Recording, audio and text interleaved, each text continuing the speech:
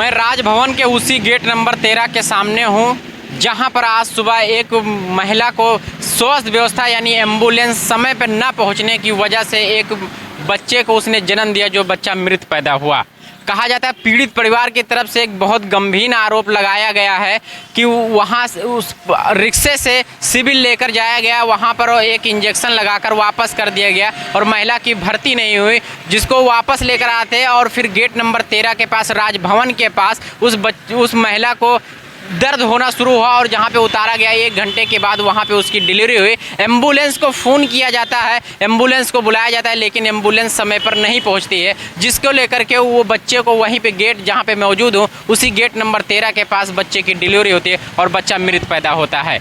इस चीज़ को खुद उत्तर प्रदेश के उप मुख्यमंत्री और स्वास्थ्य मंत्री ब्रजेश पाठक ने मामले को संज्ञान लिया है और कहा है कि जांच करेंगे और हम इस पर कार्रवाई करेंगे, क्योंकि ये किसी भी मामले में सावधानी बरती नहीं जाएगी इस तरह के अपराध में कि जिसके जांच में जो दोषी पाया जाएगा उसको सजा। जो बच्चे की मृत्यु हुई उसको ले जाके बैकुंठ धाम में माननीय ब्रजेश पाठक वहां पे खुद गए और बच्चे के अंतिम संस्कार में वहां पे शामिल हुए और बच्चे के पीड़ित परिवार से भी मिले और वहां पे मिठाइयाँ खिलाई। और मैं कहना अब ये है, सवाल यहाँ पर ये उठता है कि ये हालात उस समय के हैं जब लखनऊ में आज 2 दिन के बाद जब हम स्वतंत्रता दिवस मनाने जा रहे हैं और जब आज़ादी का 76वां साल हम मना रहे हैं और प्रदेश की राजधानी लखनऊ का ये हाल है कि जब एम्बुलेंस को बुलाने पर एम्बुलेंस नहीं पहुंचती है, तो ज़रा सोचिए। माननीय ब्रजेश पाठक जी से मैं कहना चाहूँगा कि आप जरा उन क्षेत्रों का सोचिए जहाँ लखनऊ से 100-200 किलोमीटर जो क्षेत्र हैं, जहाँ पिछड़े हुए अति क्षेत्र हैं, जहाँ पे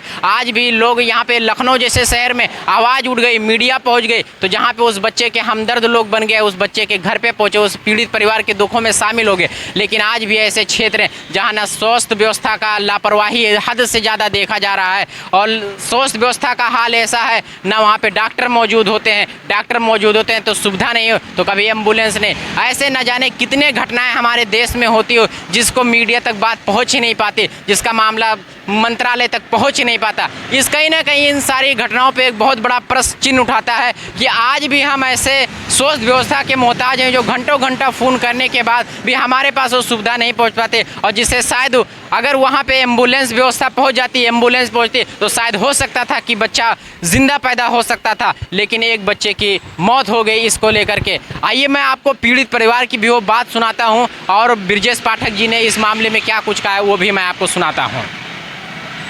हम अपनी मिसेज को लेकर आए कि वो बात कर पाएंगी, तो वो सिविल में इंजेक्शन लगवा करके अपने घर गई, तो उसको फिर दर्द महसूस हुआ, तो रिक्शे से झलकारी बाई के लिए आ रही थी वो, और अभी डिलीवरी ड्यू नहीं थी, केवल 4.5 माह का गर्भ था, प्री मैच्योर रिक्शे पर ही उसकी डिलीवरी हुई है। और हमने पूरे दाई को बुला लिया था और पूरी केयर हम लोग करेंगे। दवाई तो सुबह कहा लगे कि ऐसा इंजेक्शन लगा दिन जाओ बस आराम मिलती है, टेबलेट दे दी। नहीं, तुम्हारा नाम क्या है? ब्रजेश कुमार सोनी। अच्छा, कहाँ रहते हो? ये किराए पर रहते हैं पुराने किले में। क्या करते हो? मजदूरी। पत्नी को कैसे ला रहे थे तुम अस्पताल? रिक्शा से ले गया पहले सिविल, फिर लौटा लेके फिर इधर से जानकारी भाई रिक्शा ले आया। सिविल में क्या हुआ? सिविल में देखेंगे इंजेक्शन, हम बताया जाए कि मामला प्रेगनेंसी वाला मामला है, तो इंजेक्शन लगा दिन, टेबलेट दे दिन, मिल जाओ आराम मिल जाए। फिर आधा घंटा बाद दर्द चालू हुई, जानकारी भाई ले आया रहा है। सिविल कितने बार गए इसके पहले? 2 बार जा चुके, दूसरी बार वहाँ भर्ती नहीं किया? भर्ती नहीं करी। क्यों भर्ती करने के लिए कहा नहीं? उन्होंने कहा कि अल्ट्रासाउंड लिखे, तो अल्ट्रासाउंड वाले पास जब गए तो कहा लगे कैसा कि एक हफ्ता बाद 1 हफ्ता तक अल्ट्रासाउंड कराओ।